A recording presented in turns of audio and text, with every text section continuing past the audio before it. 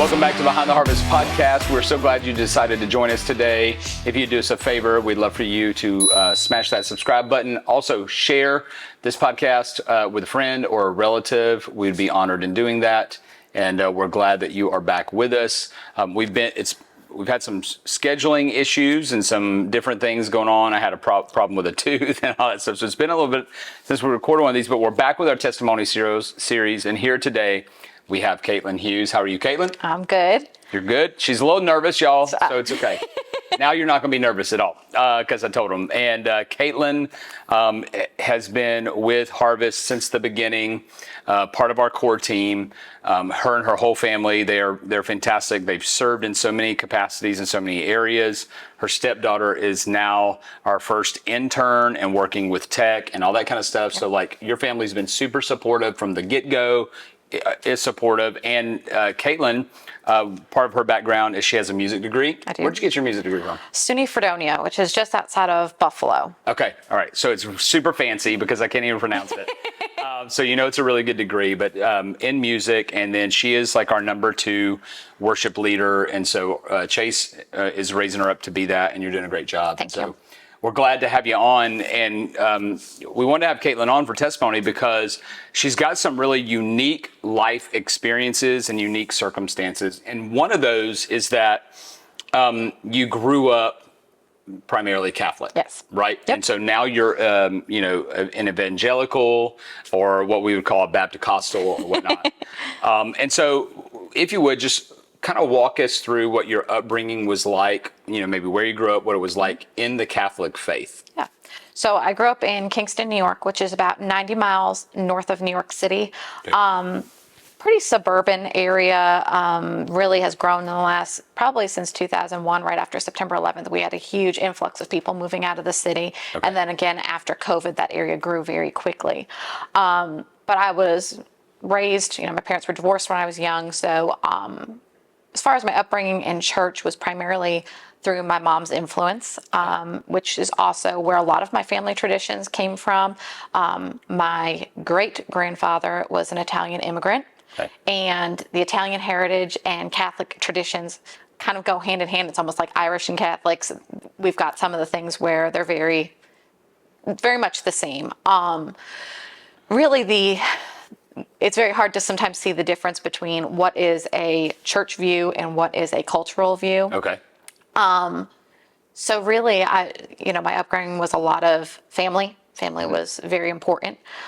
We did regularly attend a Catholic church. We went through all of the things, the sacraments, what they call CCD, which is basically like a Sunday school for children, and those education classes that lead up to your sacraments in the church.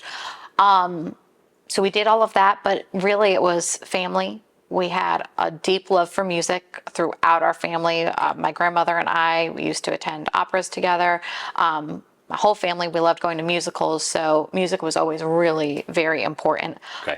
Which led to me eventually pursuing music for my college degree. I completed my degree, and right after I finished my degree, I basically said, I don't know if this is how I want to make a career. So what was that like? So like you love music, went for music, yes. A degree, and now I graduate and I don't know if I want to do this. So what was that like for you? For me, it was kind of tough. I really didn't know where I was going to go, what I was going to do next. And honestly, my parents were very supportive at that time, which, some parents wouldn't have been, considering the amount of time and money we had invested over the years, even back in middle school and high school in music lessons and whatnot. But they understood, I needed to kind of find my way. Yeah. Which eventually led to me saying, right after graduation, I said, okay, I'm going to move to South Carolina. I've got some friends. They were going to Coastal, and they were also graduating, but they were going to stay and live here. And I said, okay, well, I'm going to go down and do the same. Because obviously my involvement with music also involved a lot of traveling. And I really had an interest in hospitality and tourism. Okay. And I said, okay, well, maybe I can find my place there in the Myrtle Beach area. Yeah. I'd never been to Myrtle Beach other than one time by myself right before I moved here. My parents had never been. They weren't familiar with it. Mm-hmm. So it was that was more tough for them than me saying, I don't want to pursue music just because they didn't know about the area. They didn't know. They didn't know why this was something I was really adamant about.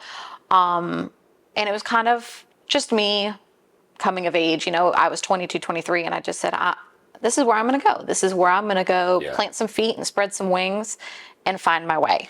So let me ask you a question. When you think about like, all right, I don't want to do my music career. What was kind of like the determining factor for you saying, I don't want to do this anymore? Like, why did you make that decision? Yes. So as I was graduating, I had gone back and forth whether or not I would go the education or the performance track as far as music. Okay. Right at the end of my college degree, I said, I'm going to go the performance track. Let me try to find a graduate school, which is very important because as a professional singer, basically, as you get older and get more training, that is when you become kind of employable. When you're young, you really can't just jump into the field. So really just continuing on, networking, training, all of that stuff is really important. Well, I didn't get into any master's programs. Okay. I think I had set the bar a little too high. So I didn't know where I was going to go. Yeah. I graduated, and my mom, I remember her asking me, well, what are you going to do after graduation? And I really had no idea. So, because getting all those denials, I was like, I don't know what I'm going to do. Yeah. I really don't. I knew I wanted to move forward. Moving back home didn't really feel like an option just because I had been away for so long. And, if you've ever lived away from home, it's just different to go home and find your place there again after you've been away for a while. Yes. It almost seems foreign. Yes, absolutely. Yeah. Especially, it's like showing up to a party 2 hours late. Yeah. And you're like, okay, who do I talk to now? Yeah. So that's how I ended up here. And I quickly got settled in. I found a great job that I really enjoyed and really just felt like things were starting to fall in place. Soon after I moved down here, I met Mitchell, my husband. Okay. And Mitch. yeah. Shout out, Uncle Mitch. And got settled in that way. Truthfully, my first job down here, I was surrounded by people, by Christians, believers, and I started to feel a little funny, as a Catholic, because truthfully, when in the Catholic Church, you don't really feel like you're very different from the Christians. Yeah. I started to see some differences.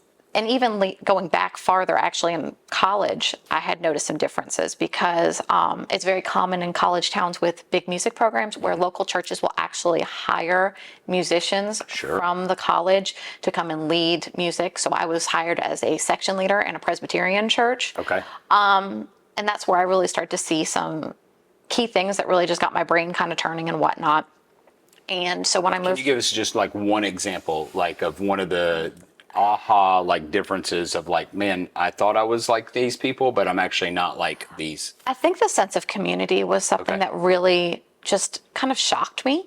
That people were really found a place to belong, and I didn't necessarily feel that. And that could be, it's just like any other church. I didn't feel that in the Catholic Church, and I'm sure there are Catholic churches where you do have that community. I did not feel that. Yeah. So when I really started to notice things like that, and so when I came down here, I said, well, let me find a church to sing in. Yeah. I actually started attending a Catholic church down here to get involved in music. And Mitchell and I started talking about that, and he had come to the Catholic church with me, and he was like, this is a little, I'm not sure about this. There's some... You grew up Southern Baptist, yes, right? Like, yeah. Yes, very white steeple, collared shirt, Southern Baptist, King James version. So about a year into Mitchell and I dating, that really became an issue. Okay. He had been through a divorce. He had a daughter, and basically said, this is not going to work out. This is not how we can raise children. This is not the family that I want. I've made a mistake before. Like, I want to do this right this next time around. And I really didn't understand. Okay. He would talk to me about salvation, and I'm like, I don't understand that. Salvation is not a term they use in the Catholic Church. Okay. So I was very confused, and I was very frustrated that, I had been doing all of these things, and it just didn't feel like enough.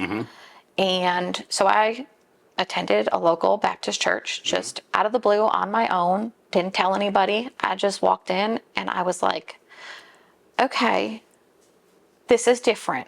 These people truly have a relationship with their Lord and Savior. And I remember it was a Wednesday night. One of the women in the church, she came up to me and she introduced herself just out of the blue. She said, "I'm so glad you're here." She said, "Do you know Jesus?" And I mean, I immediately started to cry because I said, "No, I've been in church my entire life. Wow. And I don't know Jesus. I don't have a personal relationship with him." Yeah. And then she took me through Romans and we prayed the sinner's prayer, and it was a life-changing moment. Wow. The first time Yes. you walked in. Oh, Wow, yeah. And I think about her so often. We don't attend church together anymore, but I do run into her, and it's just, I always think of her obedience of, she just came up and talked to me. Yeah. And like, how many opportunities do we miss where we don't talk to somebody who just needed that? I mean, where would I be had she not been obedient and come up and talk to me? Yeah, that's great. It's a good reminder. Yes, absolutely. So, at that point, I still hadn't told Mitchell until a couple days later. And I was going through, about a week later, she started taking me through, she called it a discipleship course. Basically, it was like the basics, ABCs of Christianity. Yeah. And we did that for a few weeks before I decided that I wanted to be baptized, because I really was, that was a conflicting moment for sure, because I was not sure what, my infant baptism and this would mean and how that would conflict. And then I realized that that was the right thing. That was the next thing, was I needed to be public and take that next step in my faith. That's awesome. So you transitioned from being Catholic to now a Baptist or evangelical, if you would say. Your parents were really supportive when you transitioned and didn't want to do music. How did they respond to this? This was kind of the icing on the cake of just one more step away from what they kind of had planned and seen a vision, and we've talked about it recently and just kind of reflecting now, now that I have children, I can see how that really hurt them in a way that, they thought they were giving me the best upbringing. Yep. And, and I think in a way they took it very personally that I was saying their parenting was wrong, which is not true at all. So I understand that really hurt them, but it was definitely just that on top of all of my other decisions leading up to that, where I was more or less stomping my feet saying, here's my independence. Yeah. That really, because I think they also knew that meant that Mitchell and I would eventually get married and start a family here. Yeah, that's right. So that definitely was a difficult time, just having them understand. They were still in New York, 700 miles away, and they didn't understand this life that I was starting here. And, outside of this area, I think when I told them that I was going to a Southern Baptist church, there was definitely a lot of speculation of what that looked like, because there are just some negative feelings from outside this area of what that really is. Yeah, absolutely. So with that, so you're now fully in, evangelical. Here's Mitchell, the realization, Kate's not coming back home. She's not going to sing in the local Catholic church. Like, we thought she was just going to go have a little bit of fun, come back home, everything's going to be good. How did you guys resolve that tension? Or did you? It's definitely gotten so much better. I think obviously bringing more children, giving them grandchildren has changed it a lot. My parents are now snowbirds down here, so they get to be involved a little more, so they don't feel like such outsiders of that side, because they really just didn't understand. And I think just a lot, actually our trip to the UK opened up a lot of questions about Jesus, that is, that's the reason we went to the UK, is because these people didn't know Jesus. And when you break it down that way, it becomes a lot easier to kind of cut out all the noise of religion and narrow it down into the view of Jesus. Yeah, that's good. So let's transition a little bit in the conversation. So you are dating Mitchell. You know that he already has a daughter. So you know that, hey, if we're taking this relationship to marriage, I'm going to be a stepmom. How was that reality for you at the beginning, and kind of what were you having to wrestle through to internally to make that decision to say, you know what, I'm going to marry this man, and I'm okay with being a stepmom, even though it is going to be challenging? Yeah. I think what really, I just wanted not that I didn't have it before, but I just wanted to make that family unit from the beginning. Yeah. I was ready to settle down. And really, it just felt like a complete family, the three of us. Yeah. Mackenzie still has a relationship with her mom, and she has her place, but she also had a place with us. And it was a good timing. When Mitchell and I got married, it was about a week before she started pre-K. Okay. So it was, looking back on it, I think, wow, that was a big transition for this 4-year-old little girl to go from, really just whatever. Mitchell worked overnights. So she would go spend a night with grandparents. She would spend nights with Mitchell. She really she had it the best. She was really just getting to see everyone. She had a lot of people that loved her. So she was very fortunate in that. And so when we got married, we said, okay, we're going to start. Obviously, life's going to be a little more structured now. You're in school. Yeah. So the pieces kind of just fell together that structured home was the three of us. Yeah. And truthfully, Addison came along about a year after we got married. So that really just solidified that family unit. Yeah.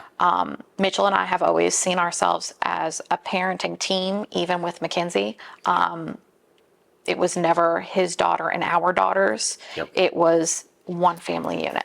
That's right. All right. So you mentioned that Mackenzie's mom still being in the picture. So how do you kind of balance that relationship of cultivating new rhythms, being a stepmom, but also trying to honor like relationship with her mom and her historical background and all of that kind of stuff? Like, what are some of the things that you do to try to balance those things? It can be really tough. You've got to definitely respect that other parent. You just kind of weed through it and kind of find where you're needed, and fill in those blanks there. What do you mean by that? Like where you're needed? It's just different phases of what your children need. And I see that with my biological children as well as with Mackenzie. But, sometimes they do need the parent, to be everything, to be that constant parent, which, given Mitchell's schedule, I'm really the very reliable one that's really always home, to do the driving, to do the, hey, can I go to a friend's house? So I'm usually that parent that we go to. But that's just where you find your place. And I always tell Mackenzie that I will never replace that other parent, but I can still love you like a parent. Yeah. And I've told her before that, it's almost like in a marriage where you choose every day that you're going to love your spouse. Yeah. It's that same type of thing sometimes. I'm going to love you. This is hard sometimes. It's kind of can be a little messy because you have this portion of your life that I don't necessarily understand. Yeah. That, you've got this relationship that is something that kind of is like walking on eggshells and is a balancing act. Yeah. But that doesn't affect the other side of the relationship. You can still love them. And, like I said, you choose them just like in your marriage. I've chosen to be there for her. People know Mitchell and I have had struggles at times. And I've told her that, when I could have walked away, I couldn't because of her. She is just as much mine as the others. And I'm choosing to take care of her too. Yeah. And how does she respond to that? She's really started to understand that in recent years. I'd say the early teen years were a little tough. If anybody has raised a teenage daughter, those early teen years can be a little rocky. Yeah. But I think she's started to understand that she has basically, it's not just me. My whole family has really chosen her and taken her in just like the others. And, you can't choose family, but family can choose you. And it really makes a difference. Yeah, that's good. That's good. How about your biological girls? How does that dynamic work, being their biological mom and being Mackenzie's stepmom? Like, what are some things that, like, you guys, and when I mean you guys, I'm talking about you and the kids, or you and Mitchell, have had to process, work through in order to create some balance there or some understanding there or whatnot? It's really The younger kids, they don't really notice the difference Yeah. until, holidays come around and stuff like that. And, it's like, okay, Mackenzie's got to go see her other side of the family. And they're like, oh, because it's really just has not been in our family's culture that there's like a divide there of any kind. The five of us have been our family, Yeah. that's just been us. It's us, the five of us. So, Yeah. yeah, sometimes it's like, oh, yeah, the other girls don't realize that she's got that other side as well. Yeah. But, that those are her sisters. Yeah. Yeah. Absolutely. And she does a great job taking care. Yes. Oh, yeah. So if you were talking to other stepmoms, or you were talking to other women who are maybe dating a guy, he has a child, or maybe another man who's dating a girl who has a child. What's like a piece of advice that you would give them, whether they're in the midst of the journey, starting out the journey, struggling in the midst of that relationship? What is something that you would say to them? I'd say just always keep the doors open as far as, that relationship will evolve. Don't ever say that like, oh, this is not my department, more or less. Yeah. You never know where you'll fall in. Like I said, when you look for those vacancies in the relationship for you to fill in, you don't ever want to put yourself in a corner. Yeah. Because you just never know.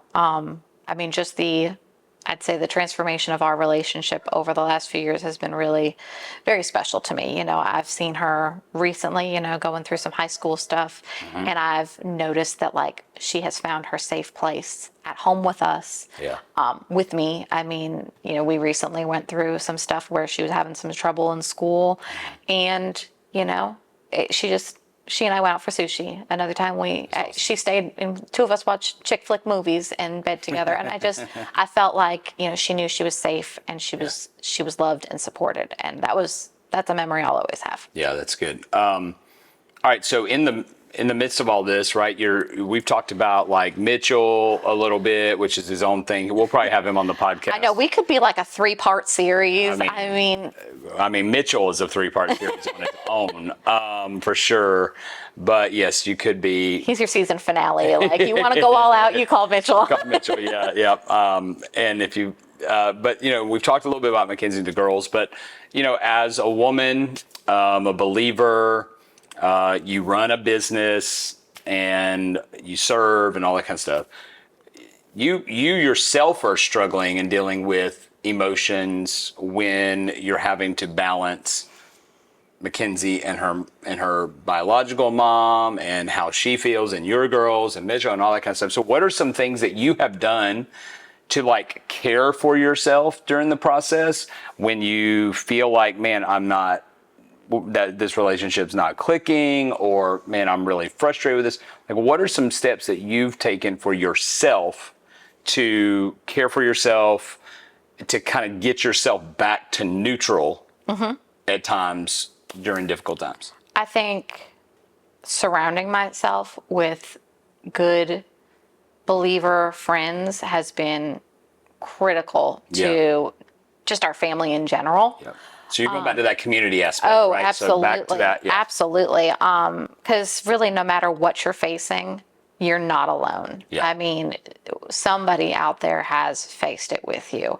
You want to put yourself in a deep, dark place is when you start putting yourself in a place where you think, I'm alone. Nobody understands. I can't talk to anybody about this because nobody will understand, because that's not true. Yeah. That has really just been critical to our family. I think Mitchell would say the same thing. It's just that community of people around us that, maybe they don't know exactly what you're going through, but they know how to love you and support you. Yeah. That's good. That's really good. The community aspect is super huge. And I think that's really an encouragement for people, and you mentioned that other people go through things and you're not alone.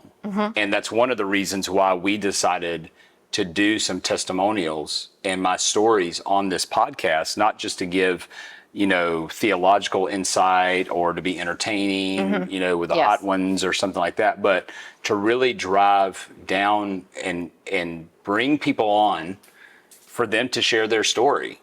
Oh, yeah. Right? About, hey, we have a person in our church that is navigating how to be a stepmom. There's a lot of people navigating how to be a stepmom. Absolutely. And I think sometimes the church kind of has a perception of everybody has their stuff together. Yes. And when you start really talking to people, you realize that there are stories there.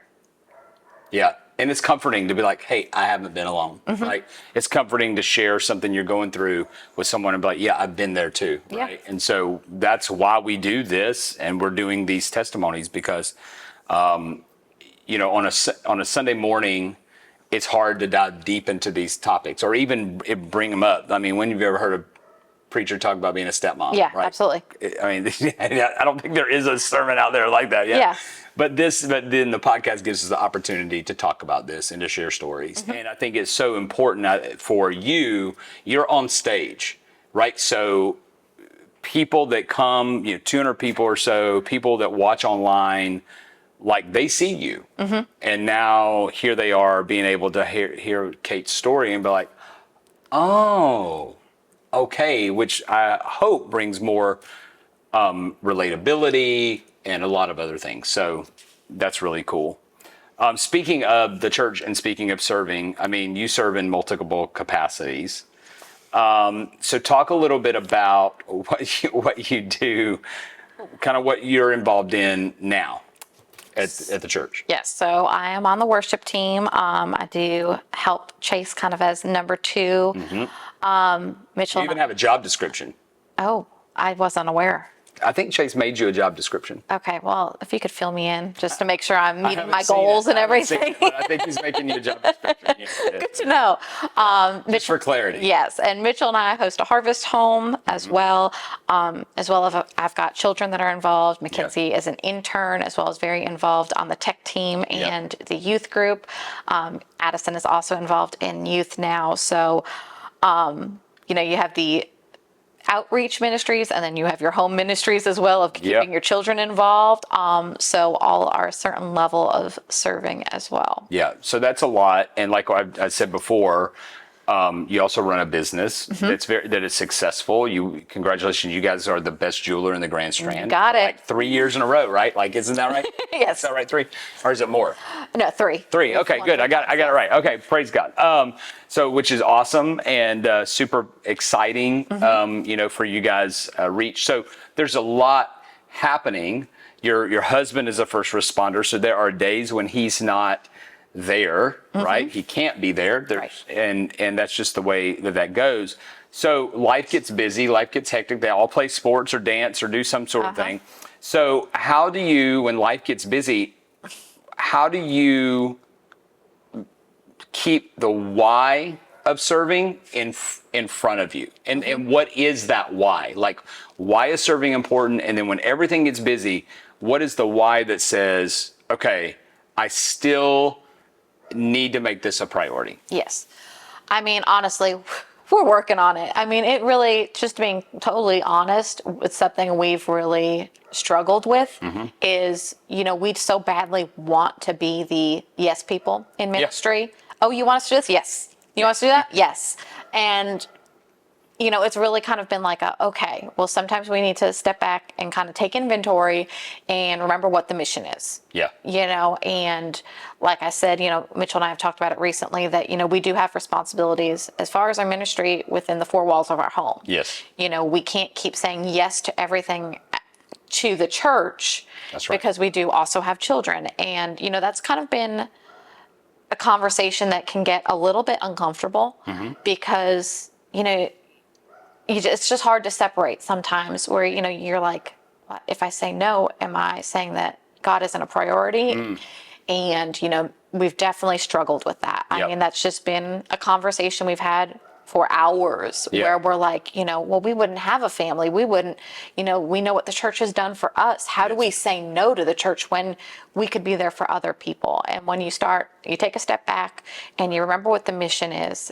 And I mean, just our harvest home, for example, sometimes it's like, okay, well, maybe we need to take a little break. Maybe it's summertime, let's cut back. And then I think about just the effect that it's had on other people in our harvest home. And it's like, we can't give up on that. There are people who have struggled, people who have really built relationships because they're able to come into our home once a week and they're welcomed and just have a place to feel comfortable. And you remember, and it's very comforting to know that this is why we do this. Yeah. Not just because we want to say yes and we want to be people pleasers, because that's not right either. Yeah. But when you remember what the mission is, it makes everything worth it, you know? And then you remember that, my body is tired, but the Lord will sustain me. I mean, sometimes it's tough because you're just like, it is. The flesh is telling me if I say yes to one more thing, I'm going to combust. Yeah. But when you remember what you're doing and why you're doing it, it makes it much easier. Yeah. That's good. Yeah. And it is one of those things where I think a lot of times you concern yourself. I know as a pastor, you concern yourself. I don't want our people to burn out, right? Mm-hmm. So, or sacrifice their family on the altar of ministry. Right. And then there's the balance, though, to call people to still be invested, still be involved. Like you said, remember what the mission is. And so it is kind of that tightrope and balance and all that kind of stuff. So I think that's really, that's a really good perspective, right? To do that. And I've thought about that even like in our business. And this was actually a thought that came before we really started having to apply it to ministry was, we enjoy running our business and we want our children to want to be involved in it eventually. But if we only show them, us being tired and worn out and not really getting time with our children, they're not going to want to be a part of that. That's and we kind of had to remember that as far as ministry as well. If they just see us running and not really investing in our family as well, they're not going to see the best of it. So it's been kind of a balancing act, and we've really had to just keep the focus, it's just crucial. And when you stay focused on the mission, you're doing it the right way. Like I said, your body can get tired, but you will get through it. And when you're serving the Lord, He's not going to let you combust as you think you might. Yeah, I think so. And I think the aspect of serving is also teaching generations, right? And again, it's that balance, right? You teach the younger generation of the importance of it. As well as, though, if you do it too much, you can teach them that it rules their life and that they're not as valued or important or whatnot. So I think that those are all really great lessons. I just want to make sure I got to a couple of things in the process, because you guys are involved in some really big things, and you guys have been involved in planting a church and being on a core team and what it takes to do all that. So that. What are some of the practical and maybe spiritual, lessons and principles that you hope that you and Mitchell are instilling in your three girls? Like I just said, literally just staying true to the mission. Yeah. Like that is something that's so important, because if you lose sight of that, nothing else matters. Yeah, that's right.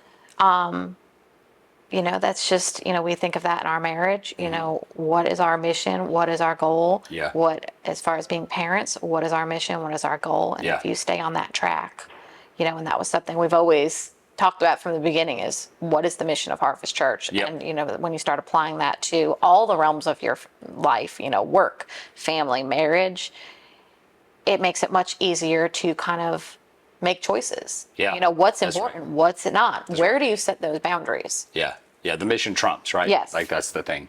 Well, you made it. I know. I survived. You did great. Gosh. You survived, and you did a great job. So thank you for coming on and sharing about all of these things, because I think that it will be beneficial to people who listen and they're going through the same things. And so we appreciate you checking us out. Again, subscribe, share this podcast with someone that you think it would be helpful to, and we will see you next time. God bless you.